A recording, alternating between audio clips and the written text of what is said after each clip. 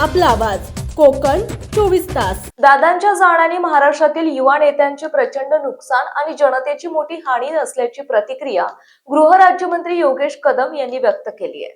अजूनही माझा विश्वास बसत नाहीये की आज दादा आपल्यामधून निघून गेले। मी ज्या दिवसापासून मी राजकारणामध्ये आलो, आमदार नसताना आम्ही शिवसेना पक्षामध्ये काम करत असताना देखील एक आयडल म्हणून आम्ही अजितदादांकडे पाहायचो।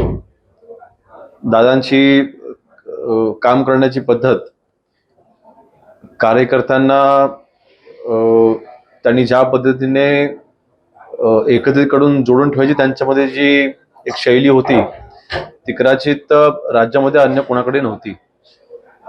आज वडिलांच्या मार्फत मी अजितदादांना अनेक वेळेला आमदार नसताना भेटलो आणि आमदार झाल्याच्या नंतर विशेषतः आज मंत्री झाल्याच्या नंतर मंत्रिपदाच्या मार्फत आपण जनतेला कसा न्याय मिळवून द्यायचा, ह्या मंत्रिपदाचा उपयोग जनसेवेसाठी कसा करायचा, अशा अनेक गोष्टी मी दादांकडनं पर्सनली मी शिकलो।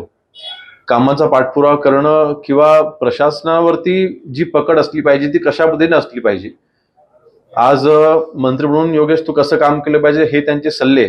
दादांच्या मृत्यूची बातमी ही मन सुन्न करणारी आहे। प्रशासनावर कशा पद्धतीने पकड पाहिजे, मंत्री म्हणून कशा पद्धतीने जनतेची सेवा केली पाहिजे असे मार्गदर्शन देणारे अजितदादा आपल्यातून निघून जाणे म्हणजे मनाला वेदना देणारे आहे, असे गृहराज्यमंत्री योगेश कदम पत्रकारांजवळ बोलताना म्हणाले आणि त्यांनी दादांना श्रद्धांजली अर्पण केली। नक्कीच माझ्यासाठी एक मोठी उपलब्धी आहे। मी पुन्हा सांगतो, अजूनही माझा विश्वास बसत नाही की दादांसारखी व्यक्ती आज आपल्यासोबत नाहीये। आज त्यांच्या संपूर्ण परिवाराला मी ह्या दुःखामधून सावरण्याच्या जगदंबेमध्ये त्यांना शक्ती देवो मी प्रार्थना करतो। परंतु ही प्रचंड मोठी हानी आहे महाराष्ट्रामधील तमाम युवकांसाठी, महाराष्ट्रामधील सर्व राष्ट्रवादीचे कार्यकर्ते आहेतच, परंतु महाराष्ट्रामधल्या तमाम जनतेसाठी, महाराष्ट्रासाठी प्रचंड मोठी हानी आहे। ही हानी कोणीच भरून काढू शकत नाही।